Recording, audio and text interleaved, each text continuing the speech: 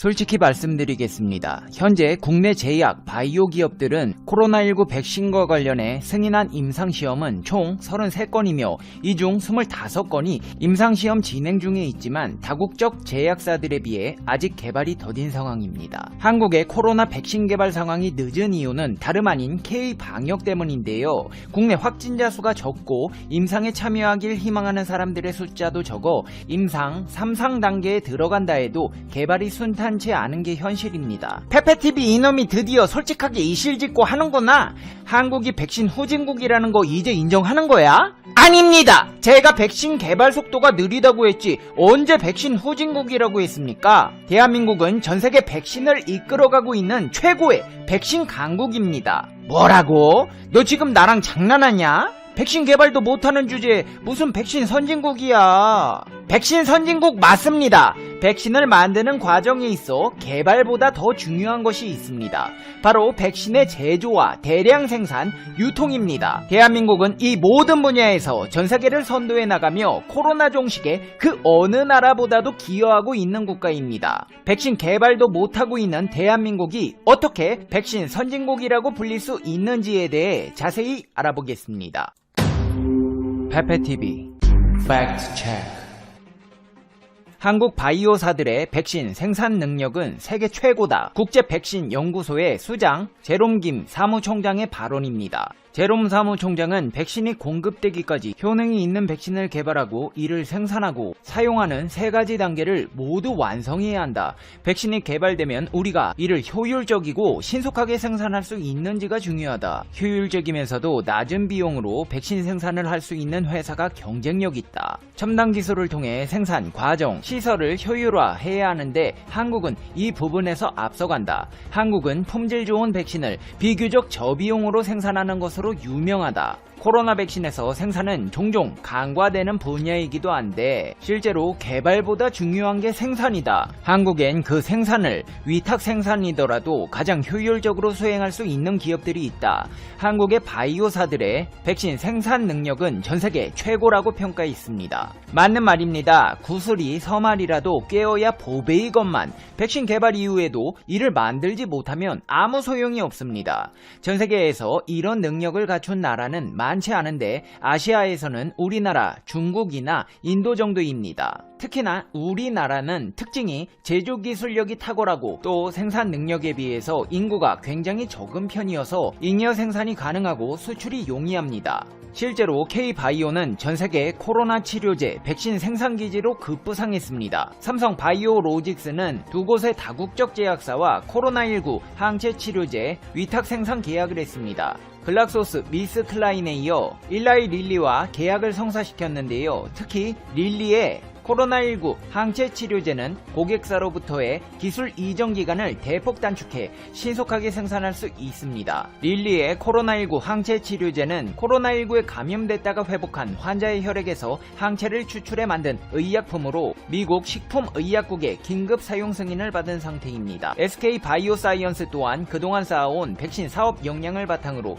다국적 제약사로부터 코로나19 백신 생산 계약을 잇따라 따내고 있습니다. 특히나 SK 바이오사이언스는 코로나19 백신 생산을 위해 안동 백신 공장 L하우스의 연간 생산량을 기존 1억 5천만 도스에서 3배 이상인 약 5억 도스까지 확대했습니다. GC 녹십자 역시 다국적 제약사에서 개발하는 코로나19 백신을 생산하기로 국제민간기구인 감염병 혁신연합과 합의했는데요. 2021년 3월부터 2022년 5월까지 5억 도스의 코로나19 백신을 생산하는 게 목표입니다. 특히나 눈에 띄는 것은 러시아 정부입니다. 러시아 정부는 지난해 8월 러시아 국립 전염병 미생물센터가 개발한 코로나19 백신 스푸트니크 V를 세계 최초로 승인했습니다. 이 백신은 전 세계로부터 물백신 소리를 들으며 무시당했습니다.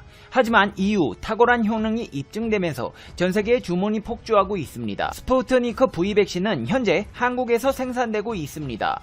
근데 이런 대한민국의 선진화된 바이오 생산기지가 마음에 들었던 것인지 러시아 정부는 새롭게 개발한 코로나19 백신도 한국에서 위탁 생산하는 방안을 추진하고 있는데요. 제약 바이오 업계에 따르면 최근 추마코프 연방과학연구소는 모스크바 파트너스 코퍼레이션과 코비박 위탁 생산을 위한 양해각서를 체결했습니다. 이번 양해각서 체결에 따라 모스크바 파트너스 코퍼레이션은 백신 생산 설비를 갖춘 한국 바이오 기업과 위탁 생산을 협의하게 됩니다. 한국에서의 생산을 모색 중인 코비박은 러시아 정부가 지난달 20일 공식 사용을 승인한 세 번째 코로나19 백신입니다. 자원자를 대상으로 진행한 임상 2상에서 코비박은 최고 95%의 면역 효과를 보였습니다. 자, 개발하고 생산했으면 운송도 해야 합니다. 대한민국의 뛰어난 기술력은 백신 운송에서도 그 진가를 보여주고 있는데요. 한국의 한 기업은 최근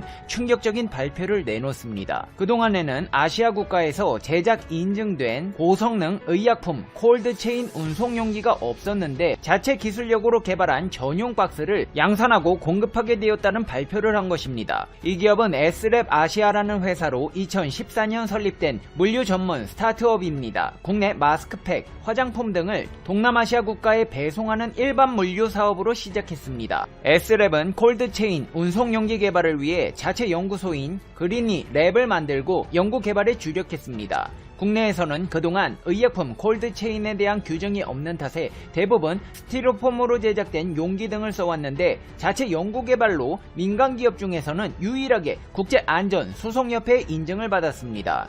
콜드체인 패키징 개발, 성능 측정 실험과 외부 온도 변화, 내부 영양 측정 실험을 모두 통과했습니다. 이 신박한 운송용기는 별도의 전력장치 없이 온도, 습도 등 내부 환경을 일정하게 유지할 수 있으며 여름과 겨울철 날씨 변화에도 72시간에서 최대 120시간까지 지속됩니다. 진공 단열재와 자체 개발한 냉매를 사용해 전체 상자가 진공막 같은 역할을 수행하도록 설계했기 때문입니다. 30L 운송용기에 2,500명분 백신 저장이 가능하며 필리핀, 싱가포르, 사우디아라비아의 지역에도 수출을 협의하고 있습니다. 대한민국에서 전세계 코로나를 잡기 위한 기술들이 연이어 나오자 일본에서는 다시 한번 황당한 주장으로 대한민국 국민들의 후두부를 얼얼하게 만들고 있습니다. 근대화 과정에서 일본의 의료 혜택을 입은 한국이 K-주사기를 일본에 보내줘야 한다는 주장이 나온 것인데요. 일본의 한류 전문 매체 와우코리아는 한국의 문 대통령이 K-주사기를 일본에 보내야 하는 이유라는 기사에서 한국의 근대화에서 일본의 공헌은 의료 분야에서도 예외가 아니다. 100여 년 전부터 일본의 의료는 한국인을 도왔다. 일본은 과거 한국의 의료 혜택을 베풀었다. 1877년 일본 외무성은 지금의 부산 중구에 관립 재생의원을 설립했고 그해 조선인 2533명이 이용했다. 일본인 전용 병원인데 조선의 의료에도 크게 기여한 것이다. 일본 덕에 근대화의 세례를 받은 한국의 의료기술은 현재 눈부시게 발전했다. 한국의 반일로 일본의 기여를 모두 부정하려는 움직임도 있지만 양심 있는 한국인들은 그걸 알면서도 말할 수 없을 뿐이라는 기사를 냈습니다. 한마디로 헛소리하고 있다는 것입니다. 이러한 주장은 일제의 조선 침략을 정당화하려는 식민사관에 기반한 것으로 일본 정부가 부산에 재생의원을 설립한 목적은 지들 아픈 거 고치려는 목적이었지 한국인들을 위한 것이 아니었습니다. 이제 와서 이따위 헛소리나 하고 있는 일본의 언론을 보면 한국의 기술력이 부럽기는 한가 봅니다. 이제 페페TV의 결론입니다. 페페TV Conclusion. 일본 분들 가르치지 말고 돕지 말고 관여하지 말고 그러자면서요. 비한 삼원칙은 어디 팔아먹고 이제 와서 주사기를 보내라 마라 그따위 기사나 써짓기는 겁니까? 맨날 독도랑 위안부 이야기만 나오면 당교하자면서요. 당교를 논하는 사람들이 주사기 달라고 하면 어떡합니까? 뭐 이런 당당한 거지가 있어. 구걸은 그렇게 하는 게 아니에요. 공손하게 무릎 꿇고 두 손 비비면서 주사기 달라고 해봐요. 물론 안 주겠지만. 매일 다양한 세계 뉴스를 한 방에 쭉 보내드리는 푸시뉴스입니다. 프렘푸시와 함께 구독하시고 알림 설정하시면 정말 유익하실 것입니다. 첫 번째 뉴스는 일본 정부가 마이넘버에 국민들의 모든 은행 계좌 정보를 연결하려는 계획을 검토하고 있다는 소식입니다. C19 긴급 재난지원금을 국민 1인당 현금 10만엔 약 113만원 지급돼 마이넘버가 제대로 역할을 하지 못했다는 이유로 내년 정기국회에 법 개정안 통과를 추진할 계획이라고 전했습니다. 처음 일본은 이번 재난지원금을 온라인 신청으로 하는 방식으로 했는데 온라인 신청 시 마이넘버 카드가 필요한 탓에 아직 19%만 지급이 시작되었고 71% 일본인은 마이넘버 카드가 없어서 우편으로 발송 중이라고 했습니다. 이러면서 일본 정부는 마이넘버의 계좌 정보까지 연결하려는 계획을 세웠습니다. 마이넘버의 계좌 정보를 연결하고 그것을 통해 소득을 파악할 수 있었다면 신속한 선별 지급이 가능했을 것으로 판단하고 있습니다. 이렇게 아베 정부는 계좌 정보 연결이라는 계획을 가지고 있지만 여론의 반응은 좋지 않습니다. 사생활 침해 우려가 크기 때문에 반대 여론이 많고 다른 이유도 많기 때문에 쉽지 않을 것으로 보고 있습니다. 다음 뉴스는 페이스북의 현재 콘텐츠 중재자 그룹이 직원들과 함께 페이스북의 CEO 저커버거는 트럼프 대통령의 게시글에 아무런 조치도 취하지 않은 것에 항의한다고 했습니다. 트럼프는 트위터와 페이스북에 동시에 약탈이 시작되면 총격이 시작된다는 글을 올렸습니다. 이에 대해 트위터는 해당 게시물에 폭력 미화 소지가 있다며 경고 딱지를 붙였습니다. 하지만 페이스북의 마크 저커버거는 트럼프의 게시물에 아무런 조치를 취하지 않았습니다. 그러면서 개인적으로 이런 선동적 미사 요구에 부정적이지만 가능하면 많은 표현을 쓸 수 있게 해야 하는 게 우리의 입장이라고 밝혔습니다. 그 발언 후 C19로 재택근무를 하는 상황에 페이스북 지원 수백 명이 자신의 디지털 프로필과 이메일 소개란에 부재중 표시를 걸어 파업에 돌입했음을 알렸습니다. 그러면서 저커버거의 지원을 받았거나 받고 있는 과학자들도 저커버거에게 서한을 보냈는데 우리는 세상을 더 좋게 만들기 위한 방법을 연구하는 데 헌신한다며 잘못된 정보와 분열의 언어가 퍼지는 것은 이런 목적에 배치되고 따라서 우리는 페이스북의 조치를 심각하게 우려한다고 밝혔습니다. 저커버거의 잘못된 조치로 많은 직원들과 회사 관계자들에게 비난을 받고 있습니다. 결국 저커버거는 공경에 처했고 직원들로부터 신뢰를 잃어버리게 생겼습니다. 미국 캔자스주 위치타 주립대 공대 졸업식에서 예정됐던 이방카 트럼프 미국 백악관 선임 고문의 사전 녹화 연설이 교직원과 학생들의 반대로 취소되었습니다. 교직원과 학생들이 트럼프 정부가 흑인 조지 플로이드의 과잉 진압을 비난하고 나섰기 때문입니다. 셰리 우타시 학과장은 조지 플로이드 사건으로 불거진 사회 정의 문제에 비춰 연설이 내부 인식에 둔감했던 점을 이해하고 책임을 지겠다. 내가 여러분의 말을 듣고 대응하고 있다는 것을 알아주길 바란다. 라고 말했습니다. 하지만 이방카 고문은 캠퍼스는 언론 자유의 보루가 돼야 한다. 그러면서 학교 측 결정과 상관없이 녹화된 자신의 연설을 공개하겠다고 밝혀 논란이 됐습니다. 이방카 고문의 연설에는 전시 상황의 졸업생이라며 학교에서 배운 것들은 바로 이 순간을 위한 것이라는 말로 C19로 인한 경제 위기만 강조할 뿐 플로이드 사건의 언급은 하나도 없었습니다. 이렇게 자신의 연설을 공개하겠다고 밝힌 것에 대해 제니퍼 레이 조교수는 위치타 학생들은 이 정부가 촉발한 분열에 반대한다. 우리 학교는 통합과 연대의식의 편에 서기로 용감하게 결정을 내렸다고 밝혔습니다. 트럼프와 이방카는 욕을 얻어먹는 방법만 골라서 하네요. 요령이 없는 건지 고집이 센 건지 몰라도 결국 스스로 폭망의 길로 가고 있네요.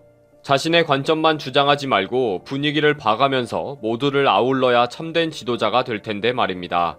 다음 뉴스입니다. 10년간 전세계 35만 명의 탐험가들이 찾아 헤맨 100만 달러짜리 로키 산맥 보물상자가 드디어 발견됐습니다. 펜은 개인 홈페이지에 이 사실을 공지하고 탐험은 끝났다고 선언했습니다. 그 보물상자는 89세의 미술품 및 골동품 수집가인 포레스트 펜이 10년 전 로키 산맥에 묻어놓은 보물상자입니다. 펜이 로키 산맥에 보물을 묻어놓게 된 건 그가 암 판정을 받으면서였습니다. 그는 2010년 로키 산맥 어딘가에 금과 루비, 에메랄드 등 100만 달러어치의 보물을 숨겨놓았다. 누구든지 상자를 찾는 사람에게 보물을 전부 주겠다 라고 밝혔습니다. 그러면서 그는 보물을 묻어놓은 위치를 담은 24행짜리 시를 추억의 전율이라는 책에 수록해 출판하였습니다. 보물 상자를 찾기 위해 10년 동안 35만 명에 달하는 탐험가들이 도전을 했습니다. CNN은 이들 중에는 보물을 찾기 위해 본래 직업을 그만둔 사람도 있었다. 일부 탐험가들은 보물을 찾던 중 사고를 당해 숨지기도 했다고 설명했습니다. 펜은 현지 매체와 인터뷰를 통해서 보물을 발견한 남성의 신원을 비공개에 붙이겠다고 밝혔습니다. 그러면서 그는 많은 탐험가들에게 탐험에 나선 수많은 사람들에게 축하를 보낸다. 앞으로도 또 다른 모험에 이끌리는 삶을 살기 바란다. 라고 말했습니다. 보물을 찾은 사람에게는 행운이겠지만 결국 실패한 35만 명의 삶은 엄청난 후회와 실패일 것입니다. 팬이 원한 것은 아니겠지만 결과적으로는 너무나 많은 사람들의 인생을 망치게 한 것은 아닐까요? 마지막 뉴스는 일본 닛산 자동차의 2020년 3월기 결산에 관한 소식입니다. 이것은 1년간 최종 이익을 나타내는 것인데 이번 닛산의 결산에서 6,712억엔, 약 7조 7,200억 원의 적자를 기록했습니다. 지금까지 일본 자동차 업계의 역사에 남을 수 있는 기록입니다. 지금까지 다른 자동차 회사의 적자 결산을 보면 리먼 쇼크 때 도요타는 4,369억엔, 리콜 은폐 때 미쓰비시 자동차 4,747억엔, 경영위기 때 마츠다가 1,552억엔의 적자를 냈었습니다. 닛산은 실적 회복을 위해 해외 2개의 공장을 폐쇄하고 생산 능력을 20% 줄이는 등 구조조정에 나섰습니다. 그러면서 닛산은 한국 시장과 러시아 시장, 동남아시아 지역의 일부 사업을 축소한다고 발표했습니다. 닛산의 최고 경영 책임자인 우치다 마코토는 기자회견에서 해외 시장에 대한 선택과 집중 전략의 일환으로 한국 시장에서 철수하기로 했다고 밝혔습니다.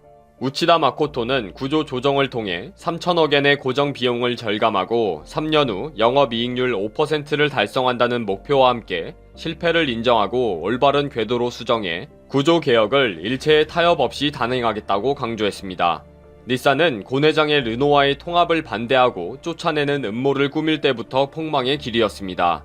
일본 정부와 경영진과 근로자들은 이제 와서 후회하고 눈물을 흘리고 있다는데 너무 늦었네요. 고내장을 이용만 하고 욕심부리다가 완전히 회사 문 닫게 생겼습니다. 뭐 닛산 자동차 뿐이겠습니까? 일본이라는 나라가 똑같은 꼴입니다. 정말 어리석은 국가네요.